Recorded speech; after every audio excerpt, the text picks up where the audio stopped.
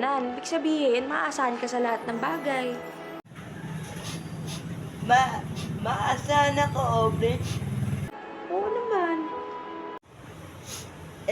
Obre, ikaw, ano ka dito sa bahay? Ako yung muse. At ako yung nanay, syempre. Ang mga nanay, sila yung ilaw ng tahanan. Parang ako, di ba, nagbibigay ako ng liwanag sa buhay mo. Ikaw yung nagbibigay liwanag dito? Obre, hindi naman ikaw yung nagbibigay liwanag dito eh. Yung kuryente natin.